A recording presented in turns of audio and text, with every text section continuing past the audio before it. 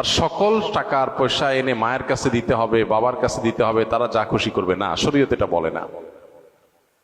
শরীয়ত বলে সম্পদ যে উপার্জন করেছে এর ব্যাপারে অধিকার একমাত্র তার।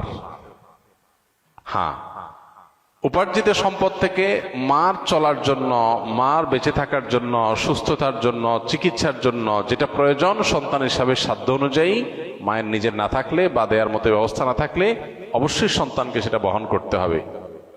আর স্ত্রীর সর্বাবস্থায় স্বামী হিসাবে স্ত্রীর ভরণ পোষণ এটার ব্যবস্থা করতে হবে।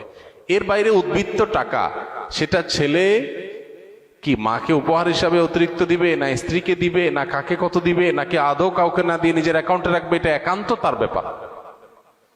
এখানে শরীয়ত মা বাবাকে ইন্টারফেয়ার করার অধিকার দেয় নাই সেইভাবে যেভাবে আমাদের অনেক মা বাপ মনে করেন যে তাদের অধিকার আছে।